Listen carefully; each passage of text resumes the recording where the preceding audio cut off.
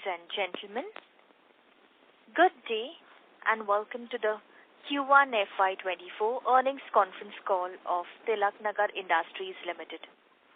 As a reminder, all participant lines will be in the listen-only mode, and there will be an opportunity for you to ask questions after the presentation concludes. Should you need assistance during the conference call, please signal an operator by pressing star then 0 on your touchtone phone. Please note that this conference is being recorded. I would now like to hand the conference over to Mr. Nikunj Jain from Orient Capital. Thank you, and over to you, sir. Thank you, Carol. Good morning, ladies and gentlemen. I welcome you to Q1 FY2024 of Tilaknagar. To discuss performance, we have from the Mr. Amit Dhanukar, Director, Mr.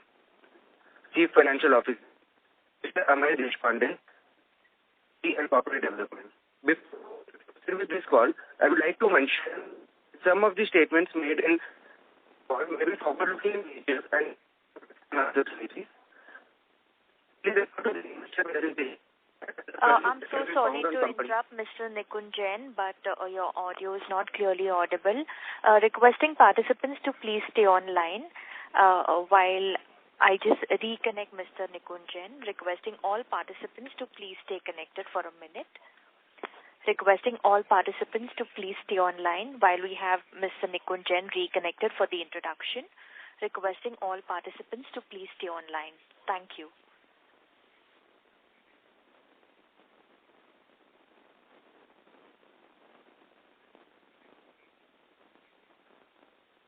Requesting all the participants to please stay connected while we have Mr. Nikunj Jain connected back to the conference.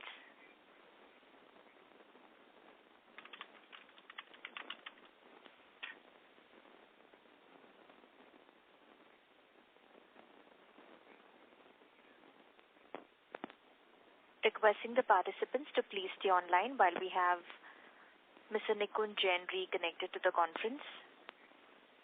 Thank you.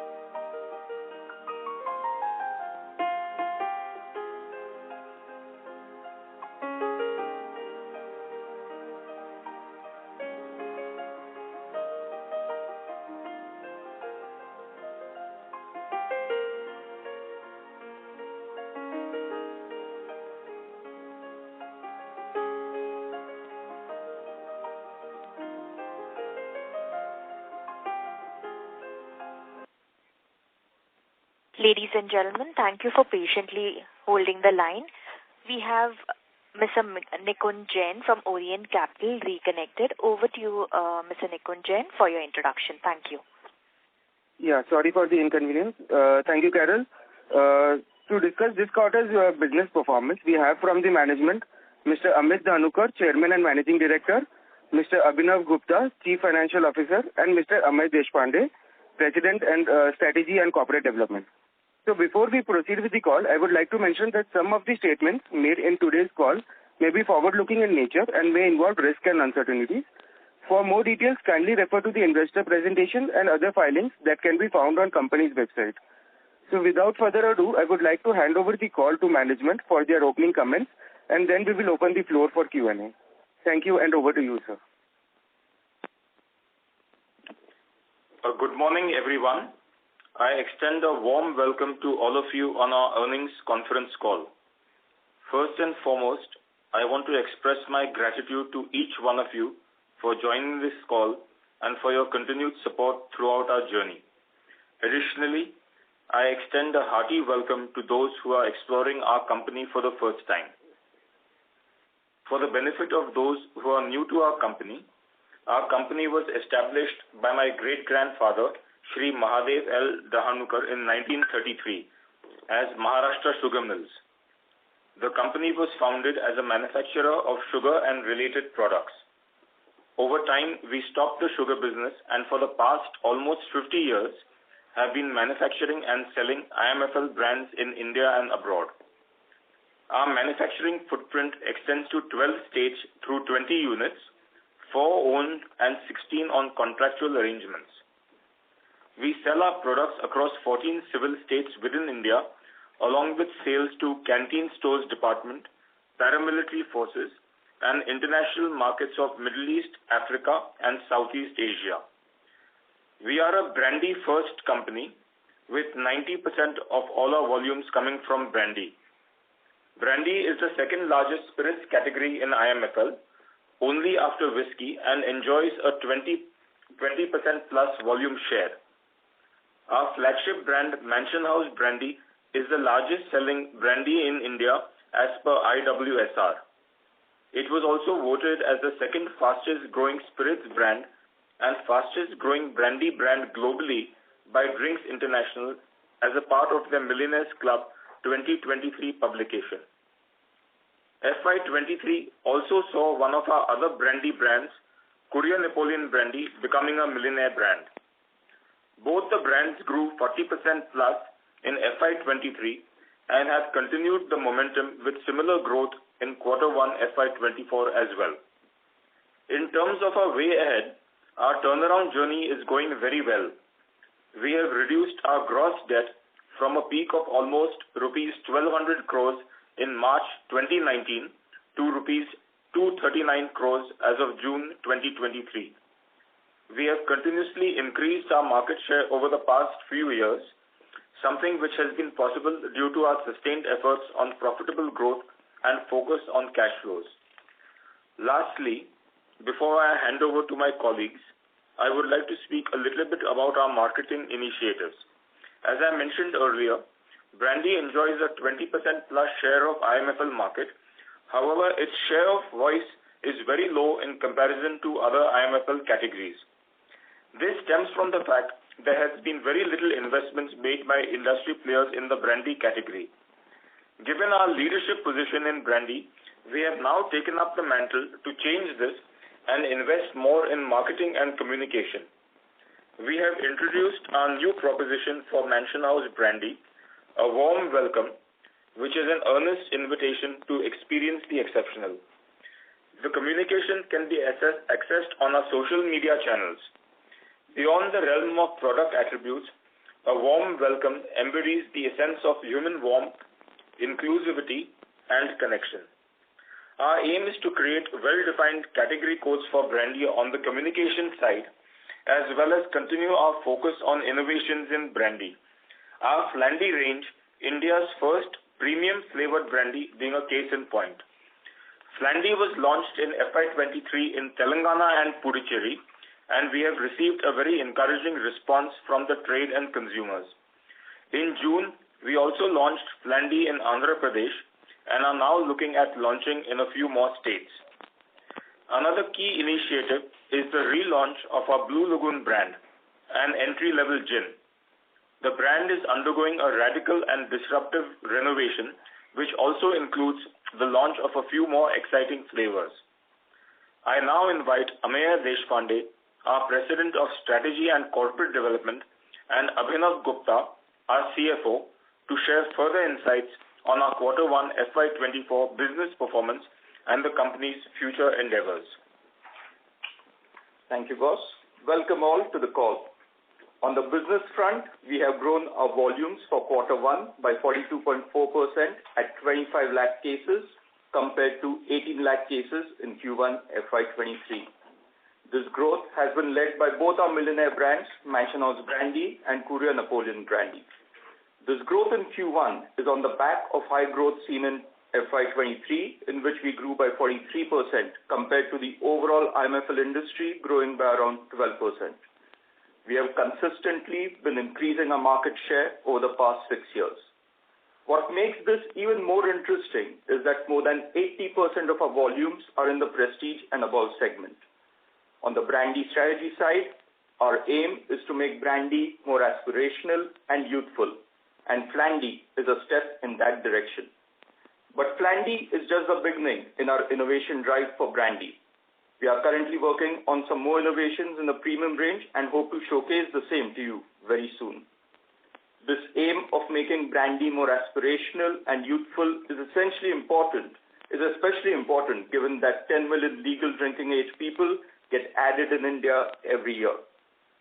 This segment of consumers is more experimental and seeking new and unique experiences and is not biased towards a particular category. But while brandy will majorly contribute to our growth in the short to medium term, we are also looking at diversifying and increasing our share in other categories as well, all in the prestige and above segment. This strategy will hold us in good stead when it comes to regional diversification. In order to help us in achieving our continuing strategic priorities of promoting brandy, achieving profitable growth in volumes and share, and generating steady free cash flows, we had to ensure that we were adequately capitalized. And towards this, we have raised rupees 311 crore through 3 preferential issues in the last 18 months. The last of the balance amount to be received through conversion of warrants has now been received in Q1 FY24. With that, I now invite Abhinav Gupta, our CFO, to give an update on the financial results for Q1 FY24. Abhinav, over to you. Thank you, Amay, and welcome everyone to our call. This quarter, we have reported a net revenue of rupees 304 crores, which is a growth of 32% YOY. Our sales realization per case has also improved to around 1250 per case as compared to around 1157 rupees per case last year. This is on account of our premiumization strategy, our state mix, as well as the recent price increase which we have got in the Telangana market. Our EBITDA has grown by 77% YOY to rupees 38 crores from rupees 22 crores last year. Our gross debt as on June 30th is rupees 239 crores and our net debt is 136 crores. Owing to the continuous reduction in debt, our interest costs have reduced from rupees 13.3 crores last year to rupees 6 crores in this quarter. We have been continuously reducing our debt, and I'm happy to share that currently we are in final stages of refinancing our ERC debt from a reputed private sector bank. The ERC terms had a bullet repayment of around 150 crores as on March 31st, 2024. This refinancing helps us in managing our cash flows in a better way and provides us entry into the regular banking channels. With this, I would now like to open the call for Q&A. Thank you very much.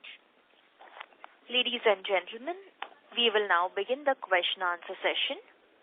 Anyone who wishes to ask a question may press star then 1 on your touchtone telephone. If you wish to remove yourself from the question queue, you may press star and 2. Participants are requested to use handsets while asking a question. Ladies and gentlemen, we will wait for a moment while the question queue assembles.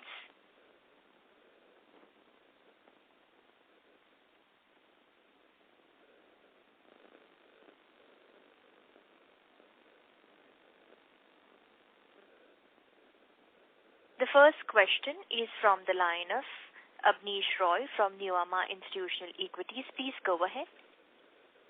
Yeah, thanks. My first question is on the 20% share of the brandy in the overall market. In the last 5 years, how has been this 20%? And for you, what will be the key states and how has been the market share in the last few years, given company has gone through a lot of transformation, restructuring of the debt and all this. If you could tell us how the market share has also moved in the key states, which are the key states? Yeah. Sure. So basically, yes, like you rightly mentioned, currently we are at around 20% of the brandy market in states excluding Tamil Nadu. Including Tamil Nadu, if you look at it, we are around 10% market share of brandy. This has been growing on a consistent basis over the past 5 to 6 years. Right. So basically, in FY23, while we closed at 20%, FY22 itself was around 18%. So we gained a good 200 basis points in the last 12 months itself.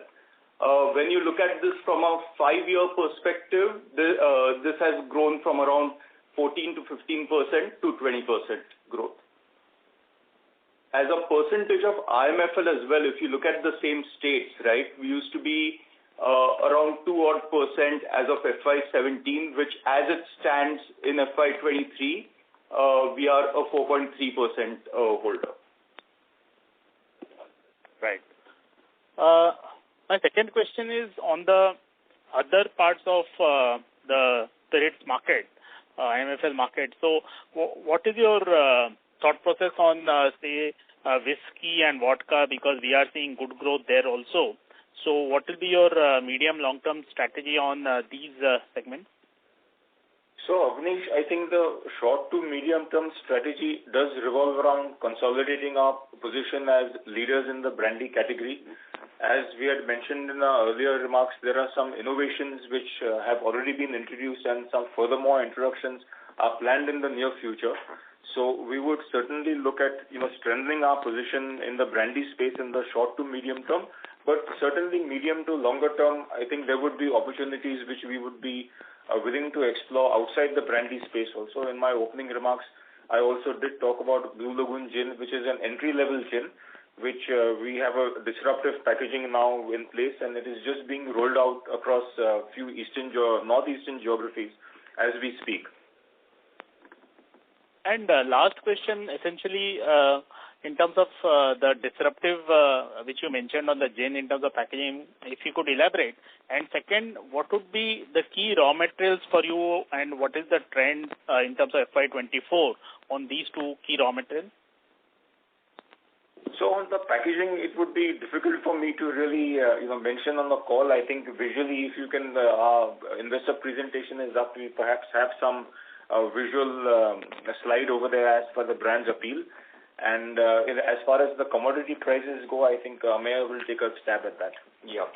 So Anish, basically two key raw materials for us, right? Like for any other alcohol player out there, any other spirits player out there. So ENA and glass, right? So essentially, when you look at our cost of goods sold, they usually are anywhere between 50 to 56% of net revenues, right? A great part of this is between glass and ENA itself.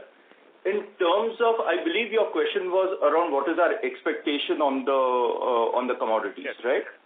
Yeah. So see, it is a volatile scenario right now. While we did see a little bit of softening that was happening on the commodity side. Unfortunately, see, ENA is something which is quite volatile right now, right? So with the entire FCI situation and all of that.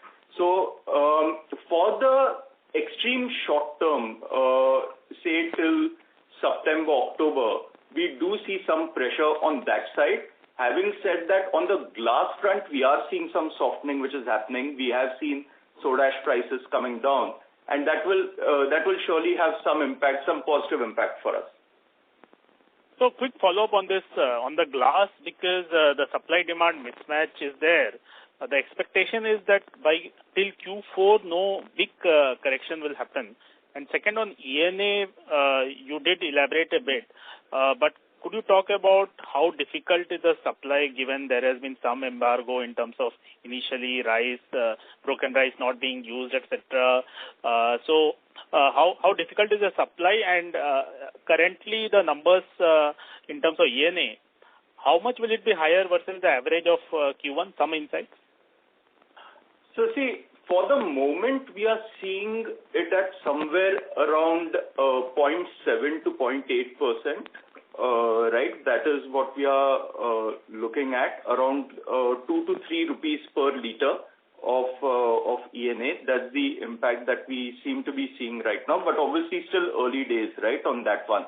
In terms of the glass cost, obviously it's not going to be commensurate to the reduction is not going to be commensurate to the increase that we saw. So last year we saw an increase at the beginning of the financial year. We again saw it in the mid of the financial year around October, November, right? So there were some significant price increases over there.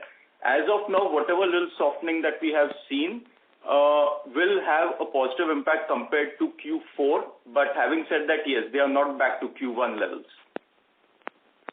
And this 2 to 3 rupee on ENA is on what base you are saying? This increase is on what base? So this would be around 67 odd rupees, 65 to 67 rupees. Okay, thanks. That's all from me. Thank you. Thank you. The next question is from the line of Harsh from Reliance Securities. Please go ahead.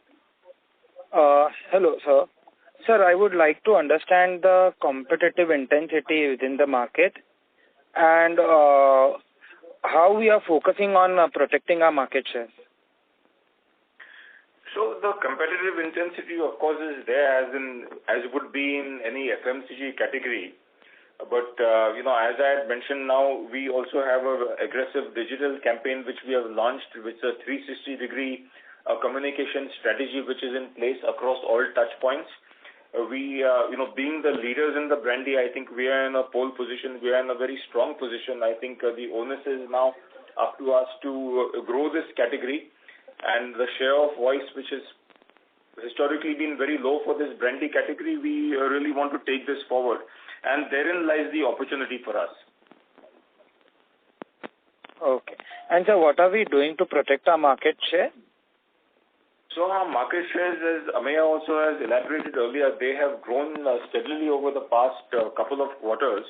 We're seeing good traction, good momentum in our brands. I see that even in the next coming quarters, this should continue. Okay. So, essentially, to protect the market share, I think our communication touch points, which I mentioned about earlier, I think that will only strengthen it. I think both the brands which we have in the brandy space, Mansion House Brandy and Korean Napoleon Brandy, they're iconic brands. So the idea is to further strengthen and consolidate them for them to go from strength to strength. Okay, sir. So thank you. Thank you.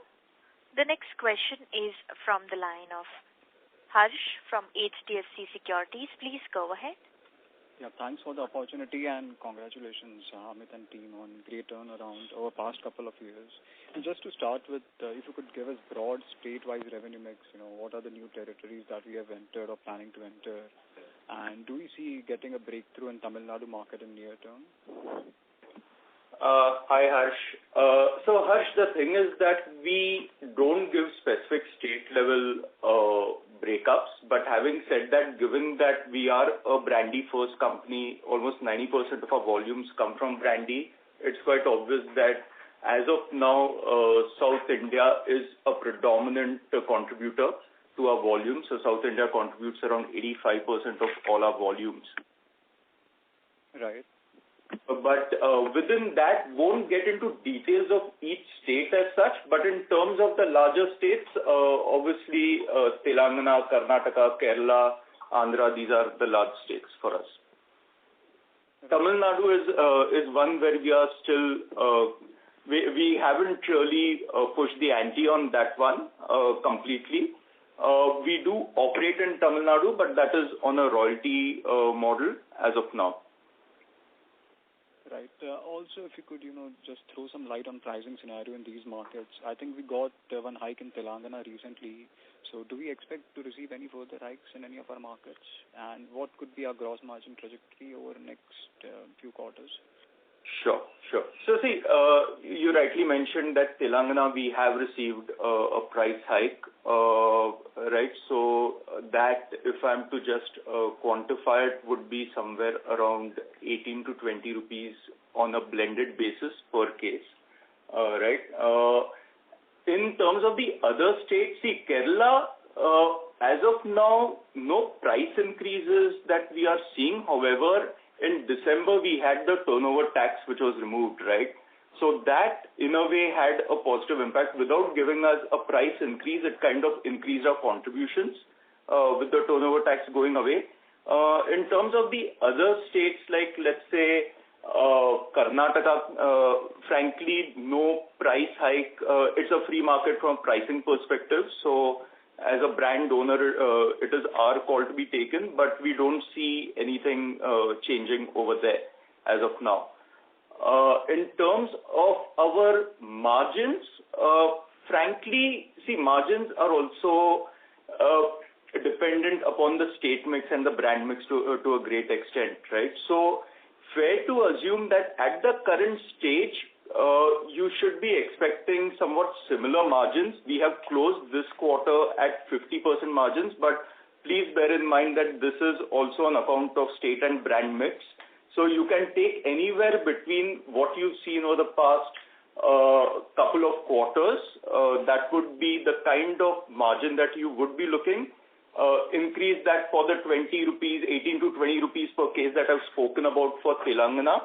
That would be the kind of range that you should look at from a margin perspective. Right. And specifically, if I may say, brandy has generally been considered as a grandfather's drink, right? I mean, we have launched very interesting products like flavored brandy and all. So what kind of response are we getting to our innovation portfolio? And have we been able to draw younger audience? And any specific marketing initiatives that you may want to highlight? So yes, the flavored brandy, or what we are calling it as Flandy, that is a recent product innovation which we had just launched last year. We started with 2 markets of Puducherry and Telangana, and the response has certainly been encouraging. There's a good amount of repeat business which is coming in. And of course, we don't expect, an overnight change. These will be sustained efforts over a period of time. But, certainly we believe as a company we are taking the steps in the right direction to appeal to, or rather aspire to attract, a younger group of consumers. And plus, it is at a premium to Mansion House. So also it's blending in with our premiumization strategy of launching products at higher price points. And it's an option for the existing Mansion House consumers also to try. So currently, those very early days, we do see, some customers coming in from flavored category, whereas some customers are the Mansion House customers also who occasionally like to try Flandy. Right. And just to add to that, Harsh, bear in mind that Flandy currently is present in Pondicherry and Telangana. And we had the benefit of a product like Flandy coming into our portfolio for half a year. This will be the first FY24 will be the first year in terms of full impact. Right, and we are the only ones in this specific product category, right? Yes, we are the only ones in Asia, I believe, in this particular product category. Right. And in recent times, Amit, we have done a lot of hiring at senior level. Can you please throw some light on that? Wanted to understand what are key focus area over near and long term. Yeah, so the hiring essentially, has not only I think the senior management is perhaps more visible because that's what has been communicated in our investor presentations, etc. But the team building exercise has been going on for a long time now. It's almost 3-4 years. Gradually, we've built on our team as we moved away from a company which was undergoing stress, undergoing restructuring, and towards a company which is now oriented towards looking at growth going forward. The set of people which we needed also changed. And I think we've been fortunate enough to bring those specialists on board, with us now. And I think, they have been part of the journey and instrumental in bringing the results which we have been seeing over the past few quarters. So across, senior management, we have professionals having industry expertise, having domain expertise, having functional expertise. And that is only added value to the company. And, we'll continue to look out and evaluate fresh talent to meet our aspirations over the next 3 to 5 years. So we are in the midst of the team building process. Right. And just one strategic question, Amit, over, say, last 10 to 15 years, it has been quite a journey, from super growth to no growth and then, turn around over past 2-3 years. So maybe if you could, help us understand what were your key learnings from the phase that the company went through, and, how do we see things going forward? So I think the key learning, for me as a promoter or CEO, I think the earlier growth, the super growth which you mentioned, that was on back of leverage.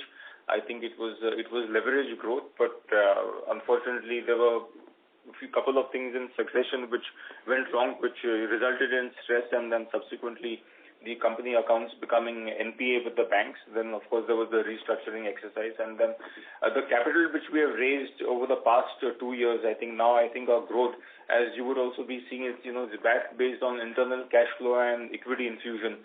So as we have grown, last year the growth was around 40%, and even this first quarter revenue growth has been somewhere in that range of 40%. The leverage has come down along with that. So the growth has not come with leverage. I think the growth has happened, and consequently we have also delevered the company. The gross debt and net debt numbers have come down quarter on quarter, and which has resulted in the finance cost also going down. So this is helping us free up our cash flows to invest more behind working capital, more invest behind our business. So I think the key learning probably would be there, that the leverage part just went out of control. And I think now we are moving towards an era where we would be near net debt free. I think that's the guidance which I have given in the past also. Say over the next 4 to 6 quarters, we would like to be near net debt zero. Good to hear that. Congratulations, Amit, once again, and I'll come back in queue for the follow-up. Thank you. The next question is from the line of Chintan Mehta from Lloyds. Please go ahead. Hi, sir. First of all, congratulations to the whole team for the very good setup and strong numbers. So, your presentation highlights all the key aspects what we require. So, one of the statements you may said that our NSR has increased to 1249. That's almost 100 rupees higher, and you attributed to state price and the brand mix. We want to understand. I don't know whether it will be a right platform to ask, but say next 3 years when we say we go ahead, the state price and the brand mix will obviously change. We want to understand that what will be the paramount factor which will lead to further improve in NSR going ahead, whether it will be more of a state mix change, or whether it will be price, or whether it will be a brand mix change. And second question being, sir, saying that 1249 is our average realization, which already signifies that we are selling more of a super premium products. But want to understand that at what super premium price is a sweet spot for brandy pricing when it comes to. I'm looking at a 3 years perspective. Say for example, when you say 1,000 and above is super premium, say in next 3 years, what could be the sweet spot in terms of pricing for super premium going ahead?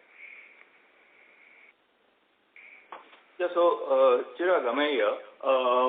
So see, the thing is that the price is what plays a big role in this entire thing is also the state mix, right? Like you mentioned. Now, in terms of what is the sweet spot for pricing of brandy, see, currently brandy, you're looking at the right price point currently, right? But what needs to be looked at over here is that we are still not in the super premium, or rather we don't have that big a contribution from super premium brandy brands, right?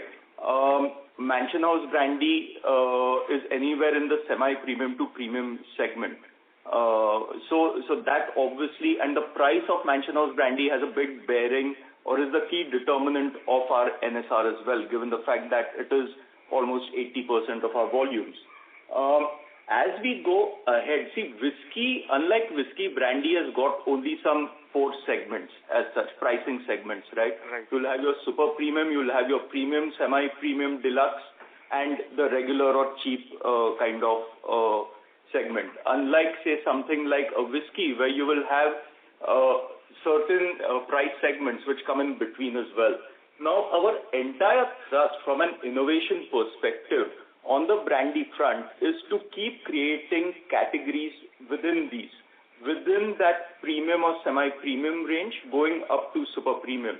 And that is where you will see some kind of incremental NSR growth, that will come in for us. That is not going to be the only thing, obviously, because there will be at some point in time further price increases that will happen. The state mix will change, but surely brand mix will also play a very important role. Very difficult to quantify how much will be what, but we are at a good space right now in terms of our NSR. That's what I could say. Right. So I want to understand that from, say, directionally, according to the management, what could be the key levers which we are banking more on our, overall value creation in terms of, products. So whether it's new product or the states, let's rule out the prices for time being. So when we say that, the brand mix or the state, what will be the more, in terms of categorize into, say, near term or a longer term? So will it play a more pivotal role, sir? So it will be both brands and also in terms of states. I think it will be a function of the price increases which we are able to drive, say, over the next 3 years, and the new product introductions which we have in terms of our portfolio. For example, Flandy is premium to Mansion House. If we sell more of Flandy, obviously it's going to have a positive impact on our NSR. So I think over the next 3 years, I think that would be our outlook. Okay, understood. And the last question, sir, you have somewhere mentioned that now the debt has been restructured and there's an equity infusion as well. Now, when we see the latest quarter, we have 6 crores of an interest cost on a 176 crore gross debt that translates on 13.6 kind of a interest cost per annum. So I want to understand that whether any scope of further scope of interest reduction or a rate reduction is on the anvil. Not bearing that we will repay debt, and I'm just trying to understand the interest covenants, whether there's a rate reduction possible going future due to improvement of profitability, obviously, and the cash and equity coming in. So there could be some better bargaining rates for us in the annual. Yeah. So Chintan, if you see, our finance cost has been continuously coming down, and last year it was 40 crores, and we are estimating that between 25 to 27 crores it should be this year. Now, since the debt is continuously coming down, definitely the finance cost trajectory is going to be coming down going forward in future also. Secondly, we are not going to do any leverage expansion or which is on anvil. As of now, whatever refinancing we had to do for ERC debt, that has been in advanced stages, and very soon we will close it down. So since we are not expecting any leverage growth going forward, we are hopeful that as the rating of the company increases, in fact, one of the next points for us is to get a credit rating for the company after this refinancing is done. So that will also help in reducing our finance cost further down. So both these things in tandem, debt coming down and the interest cost also as a result of good rating coming down, should further drive down the finance costs. Super. Understood. Thanks. That's it from my side. I'll be back in the queue if I have other questions, sir. Thanks a lot. Thank you. The next question is from the line of Simar from Negen Capital Services. Please go ahead. Yeah. Thank you. Am I audible? Yes, sir, you are. You may please proceed. Yeah. Hi. Good afternoon, everyone. So my first question is, so branding is contributing highest amongst your product portfolio in terms of volumes, but how much does it contribute in terms of value? And to extend upon my question, can you provide a breakup of your product portfolio in the 3 segments in terms of both value and volume? So, Simar, see, in terms of value, it does contribute more than 80% because we have our entire brandy portfolio, right, is P&A to a great extent, or rather the non-brandy would be in that lower prestige kind of or popular kind of segment, right? So thereby, most of our around 85+% of our revenues would be in the brandy side in terms of volumes. After brandy, our significant contributors are rum. Rum is our second largest category through Madira, which is our popular rum, right? Followed by whiskey, and now gin to pick up very soon. Got it. So what is your blended capacity utilization across the four manufacturing units? So we are at a near full capacity at two of our units, right? So that is Prague, which is at Andhra, and Vani, which is at Karnataka. I can just give those numbers as well. So Vani is somewhere around 6 lakh cases per annum. Prague is around 6 lakh cases per annum, and Vani would be somewhere around 7 to 8 lakh cases per annum. Srirampur would be approximately 50 or rather 40% with our own bottling, and a further through any tie-ups that we could have. And Punjab Expo is frankly not as well utilized as it could be. It is used predominantly for our CSD business. Okay. So how much do you think your revenues can contribute to defense, exports, and domestic? So defense contributes approximately 7% to 8% of our total volumes. The rest is civil. Okay. One last question if I can slip in. So the top three...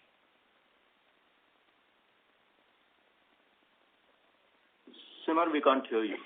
So the top three states contributing the revenue, what would be the breakup for that? The reason I'm asking you is Karnataka recently did a duty hike. So what would be the impact on your business? Firstly, on the first part of your question, what would be the breakup of our top three states? Unfortunately, Simar, that's something that we don't provide. But just to take the second one, right, in terms of the impact of Karnataka duty hike, currently very early to say, right, it's just been a couple of weeks. I think we'll have more clarity as time goes by. Obviously, in the short term, there will be some impact on volumes, but then it comes down to under trading and or other people moving down or moving up, right? But right now, too early to speak about this. All right, sir. Thank you. Thank you for you to interacting with us, and I hope to see future interactions in going forward. For sure, Simar.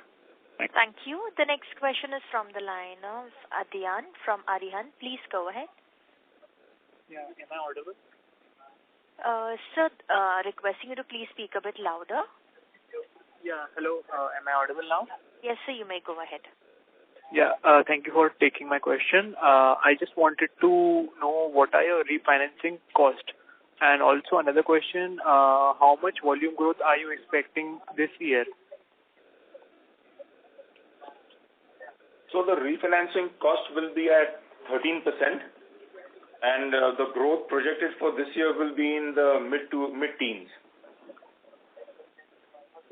Okay, thank you, sir. Thank you. The next question is from the line of Rushil from Pioneer Wealth Management. Please go ahead. Yes, sir. My question is, first of all, congratulations for the great number. My question is, what is the working capital days are we targeting, in the future? Yeah, sure. So in terms of working capital days, Rushil, we are looking at somewhere around 43 odd days on gross sales perspective, on gross revenues perspective. That is what our net working capital days is. Frankly, if you ask me, if the question is that going to improve significantly? I would say that we are at an optimum level when it comes to our net working capital days. It's in line with our peers as well. So I wouldn't say anything beyond that. I think we are at a comfortable position right now. So currently, we are having a short-term debt also. So am I just understanding it that we are saying that, will be the net debt in FY25. So just wanted to understand that, what will be trigger the cash flow more that, for working capital also we might not require the money and will be the net debt free. So the thing is, if I could just get some clarity from your end, the short-term debt that you're talking about, debt are you speaking about? That would be just the current maturities. If you look at the balance sheet, that would just be the current maturities, right? And a great part of that would be the ERC term loan itself. Now, the moment we actually end up doing the refinancing, right, one of the reasons for also doing the refinancing is that it provides us with certain flexibility in terms of our cash flow management.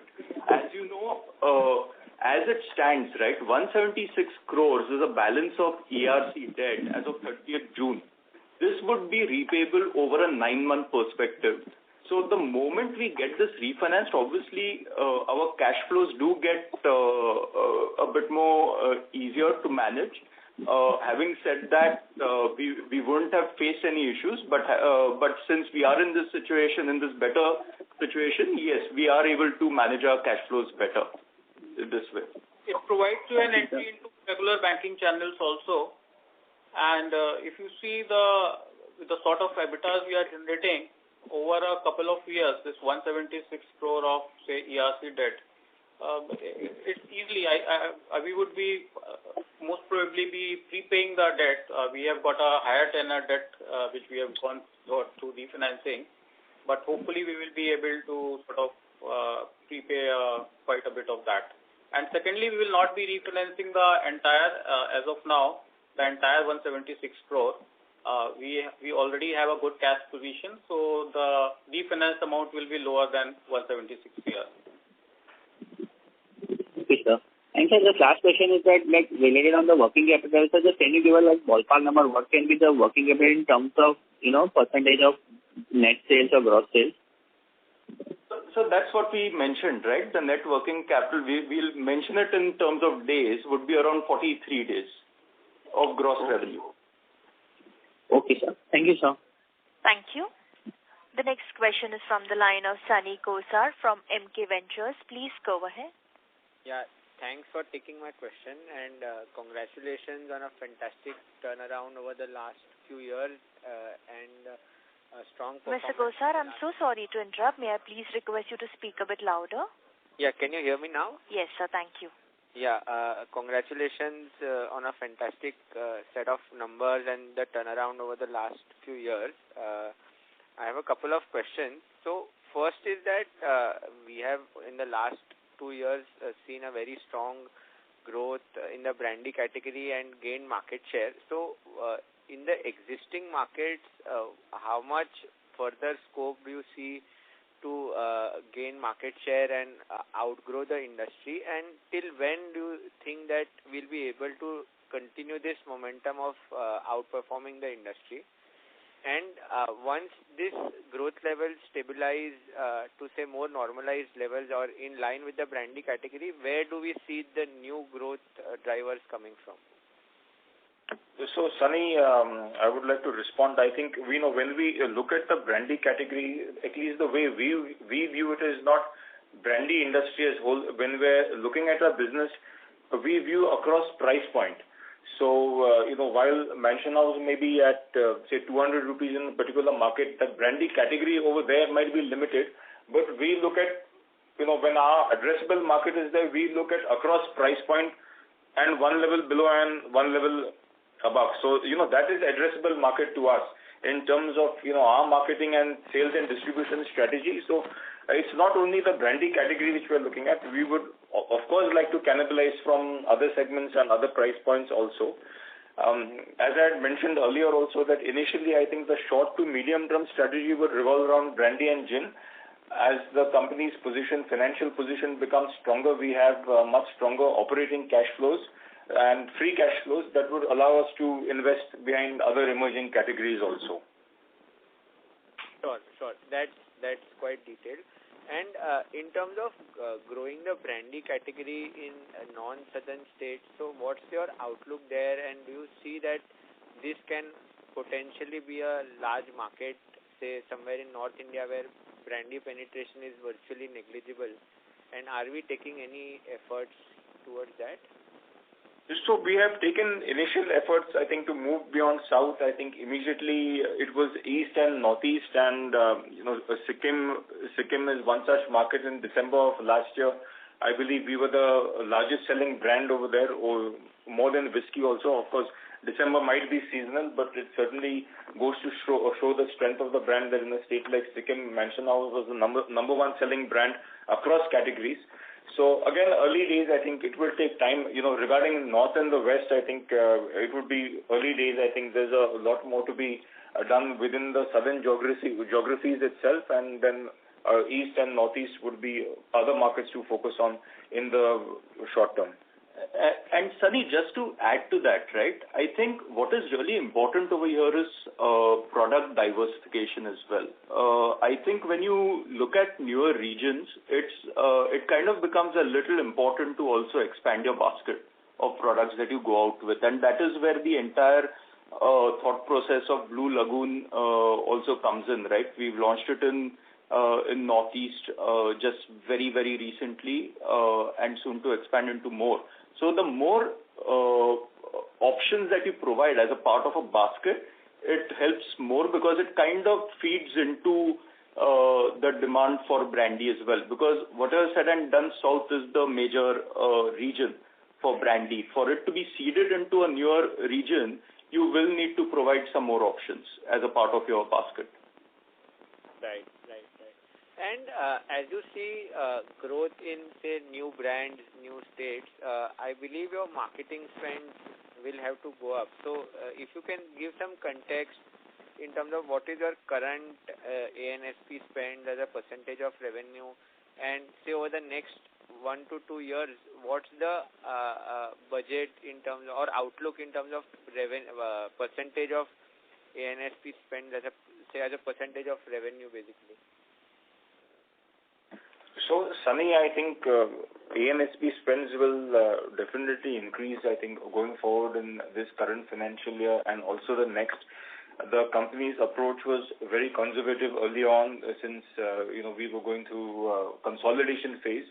But as we have moved from consolidation to growth, A&SP spends will definitely start increasing as we invest behind the category. I think just recently, we have launched our digital campaign. In fact, our proposition for the Mansion House brand, the warm welcome, is now out and it's live. I think for Mansion House, the proposition is warm welcome, and for Flandy, it is welcome them now.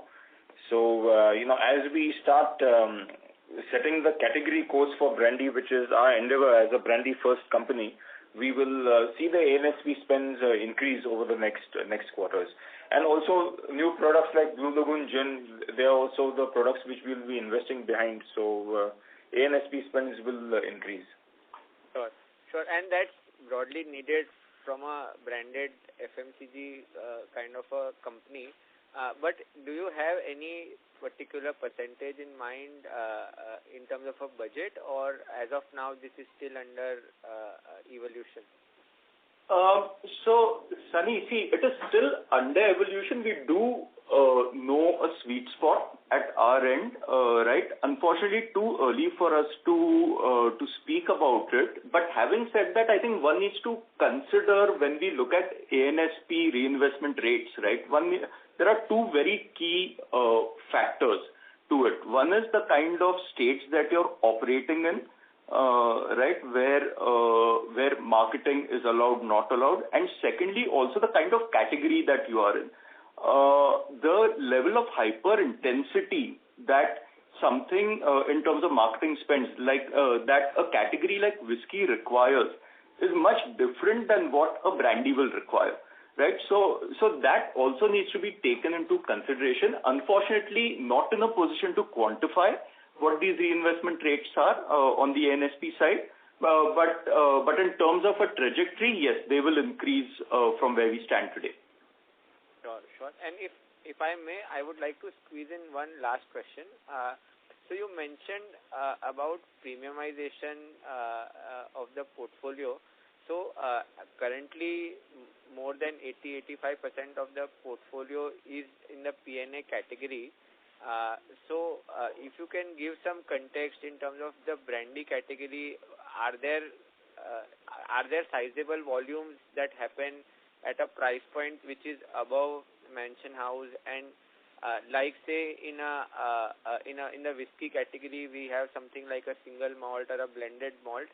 Is there scope to premiumize the brandy category on those lines, and is the company thinking anything about it? So, Sunny, certainly the company is thinking in that direction. It would be premature to make specific comments regarding particular brands which we may have in the pipeline. But two things which I could mention, which are already out in public domain, that is Flandy, which is at a 25% premium to Mansion House. And similarly, we had launched a premium variant of Mansion House in Tamil Nadu as well, Mansion House Reserve, which is at a 25% premium price point. So we are making strides in that direction. I think premiumization is not an overnight event. It's a long-term journey, and I think we have made the initial steps in that direction, which can be evidenced through the fact that the NSR also has steadily increased quarter on quarter.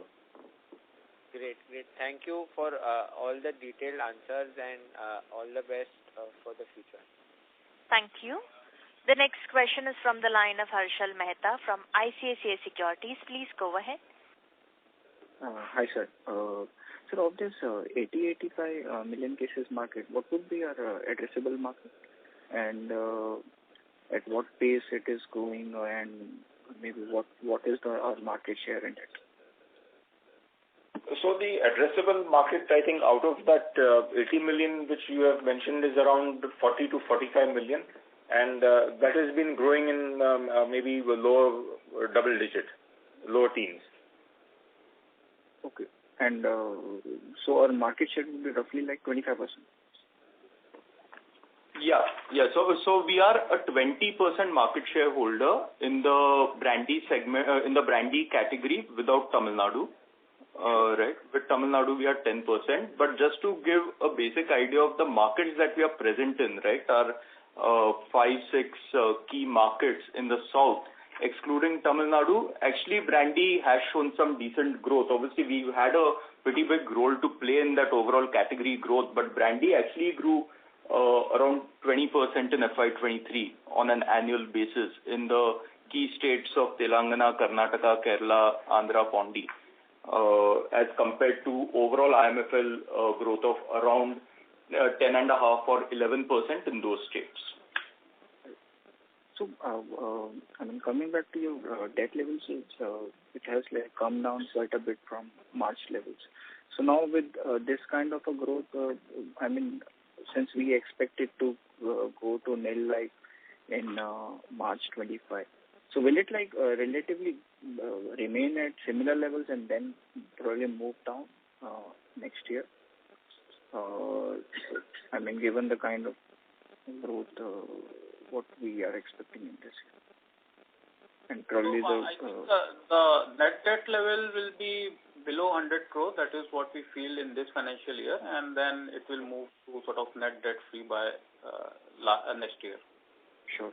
And so what are the major line items in your other expenses? Are there any scope of improvement in those?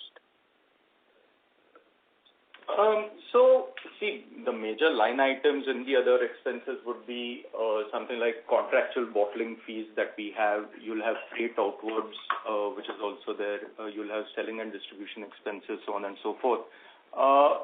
In terms of any improvements, again, that's a function of the state mix as well that we have, because there are different contractual bottling rates that exist across different units, right, which obviously are across states, so on and so forth. Similarly, from a selling and distribution perspective, so on and so forth. So it is, so that is where it is. Yeah, frankly, not in a position to say whether this is going to improve significantly or no. There is a certain part of fixed cost also, which gets captured in other expenses. So as volumes grow, you will see the benefit of operating leverage coming out over there. But yeah, nothing more to add. No real guidance in terms of how this could move. And sir, on that non-brandy part of our portfolio, so is it is it like a strategic focus to grow in that area, and could like acquisition of some brands, could that be planned in those areas, or that are not of currently of strategic concern for us? So we don't have anything specific to share at the moment, but we would always be alive to any opportunities, for growth and for expansion beyond our categories and geographies, but nothing specific at the moment. And in terms of further growth, as Mr. Dhanukar mentioned earlier as well, yes, obviously we are looking at other categories, but the fruits of those efforts will be seen over time. It's not something which is going to happen overnight. So I think in the very short term, brandy is going to drive a great part of our visible growth as such, because obviously while the other categories will grow, they will grow on a lower base. So from an overall company perspective, you may not see as much contribution coming out of them in terms of volume growth. But yeah, the intent and the vision is there to expand beyond brandy. Answer your capex. Mr. Mehta, I'm so sorry to interrupt. May I please request you to rejoin the queue for your follow-up, as we have people waiting for their turn? Sure. Thank you. The next question is from the line of Arpit Shah from Stalin Asset Management. Please go ahead. Yeah, hi management. Congratulations on a very good turnaround the last couple of years. This is one of my first calls attending the company. I have a little more than 2 questions for the management. Hello? Yeah, we can hear you. Yeah. So what kind of volume growth are we targeting for FY24 and let's say 3 years beyond that? Should I list down all my questions first, or should I go one by one? I don't think we'll be able to answer all your questions, because if it is more than 2, I think we'll take 2. So if this is one of the important ones that you want to cover, I can take it right away. Yeah. So the volume growth target for FY24 and 3 years beyond that. So see, for FY24, we are looking at mid-teens kind of growth, right? Going forward, we are looking at double-digit growth. It would be in that early double-digit to mid-teen kind of growth in terms of volume for the next couple of years post that. No, the volume growth, let's say, we are assuming Q1 to be, let's say, 20% of volumes, and we have done around 25 lakh cases, and last year our cases were 96 lakh cases. So don't you think the volume will be typically higher than that mid-teen number? So yeah, if you ask me to specify in terms of range, then it will be in that 15 to 18% range. You're right in terms of the saliency, but kindly note that Q1 has been extremely strong this time around as compared to last year's Q1, where there were some industry-wide issues that were also there. So that's why the super normal growth that you're seeing in Q1. Okay. And what kind of margins are you targeting? Can we get back to historical, let's say, 14%? Any guidance on the margins? Margin terms, I think for this year, you're looking anywhere between 13 to 14% for FY24. Going further, obviously, the intent is to expand on those, but let's just take it one step at a time for the moment. Got it. And one just last question, how many years we have that we don't have state taxes? How many years? So FY24 for all practical purposes will not have any incidence of tax, but FY25 onwards, I think it's fair to assume tax coming back. So what kind of tax losses we have on the books? We have, just one sec. For how much accumulated loss do we? You meant accumulated loss, right, on the books? Yes. How much can we use for our tax losses? Around 160 crores is still left to be used, so that would basically take care of this year. As Amay said, no tax incident this year, but next year definitely we will come into that bracket. And Mr. Shah, I'm so sorry to interrupt. May I please request you to rejoin the queue for your follow-up? Also, if we could just take the last question. Sure, sir. The next question is the last question for today. It's from the line of Bhavik Shah, an individual investor. Please go ahead. Yes. Congratulations on consistently good performance. So my first question is, what is our annual capex requirement, and how we see our capex outlay over the next 2 to 3 years? Yeah. So the capex for this year, the normal capex for this year would be somewhere around 25 CR for FY24, right? That would be the normal capex. We obviously have a grain distillery as well in Shrierampur, which is non-operational as of now. We are working around some scenarios where we could look at getting the grain distillery recommissioned as such. So there would be certain level of capex which would be required for that. It's a 100 KLPD distillery that we have. A thumb rule for a greenfield project would be 1 crore per KLPD in terms of capex. We will be at a significant discount to that, more than 50% discount to that level of capex. That would be for this year, and next year you could assume a similar normal capex of around 25 CR. Okay, understood. And so, what kind of export opportunities do we have in our brandy segment and our brands? And is there any planning to look at the export market? Yes, export will be one of the avenues, for growth going forward. Currently, it is quite limited to some countries in Africa and Middle East, but going forward, that's one area which we certainly look at developing. As our products get more premium and we have a wider range, I think there would be more interesting opportunities for us on the exports front also. Okay, so from this year we can expect some portion of exports from that, right? So the exports, the absolute number is growing, there's no doubt about that, but it's a small percentage compared to the overall sales which we have. Okay. And so my last question is, what is the plan for our investment in Samsara Gin Company? So I think the Samsara investment, is in line with our strategy to at some point of time move beyond brandy category also. It's a beverage which is very attractive to the millennial and younger generation. I think the gin revolution has been happening, and it was a young brand doing very well, which prompted us to make this investment in Samsara. At this point, it's the fastest growing craft gin in India. They have, again, an industry-first innovation in terms of the pink gin, which has been very well accepted. And how we want to take this partnership or collaboration forward, I think we would always be open to opportunities, but there is nothing specific at this point which we would like to disclose. Okay, so got it. Thank you so much for answering all the questions, and all the best. Thank you.